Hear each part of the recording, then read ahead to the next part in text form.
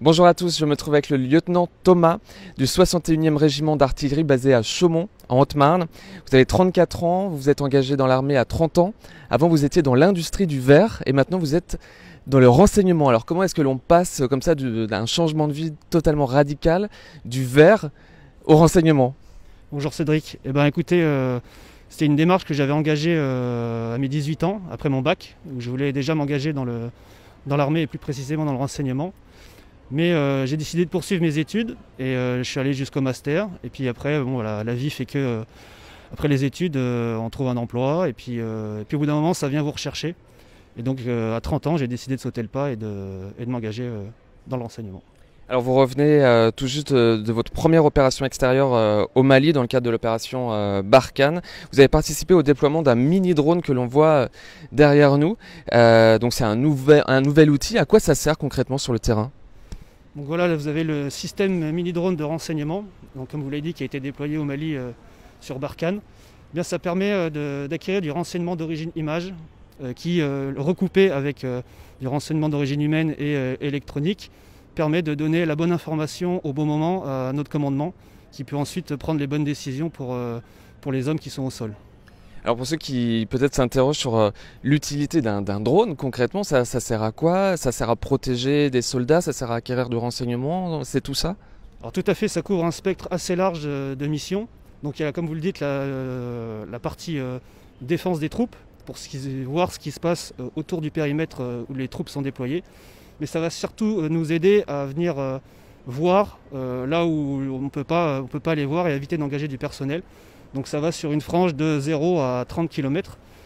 Le but étant bien d'identifier les personnes au sol, de discriminer l'ami de l'ennemi, de voir les personnels qui sont armés, qui ne sont pas armés, les types de véhicules. Pour ça, donc, on a des équipes qui sont chargées de mettre en œuvre le drone, qui s'occupent du pilotage.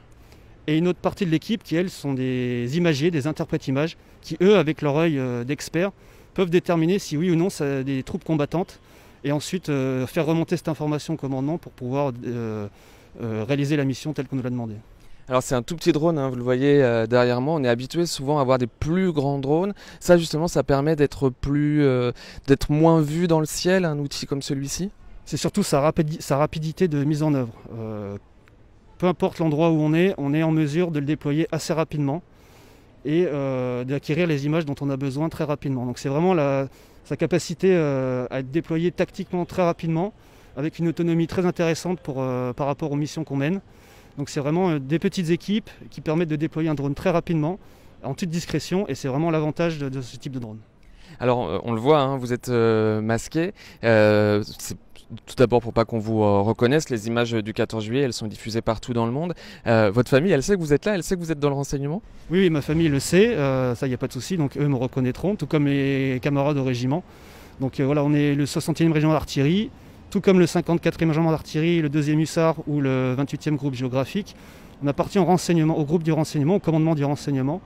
Ce qui fait que de par la nature de nos missions et aussi des informations qu'on donne ou qu'on reçoit, eh bien, il faut qu'on soit anonymisé parce que voilà, on ne sait jamais ce qui peut se passer. C'est aussi votre premier défilé du 14 juillet. Ça représente quoi quand on se retrouve là sur les Champs-Élysées avec tous les corps d'armée, tous les véhicules? C'est impressionnant?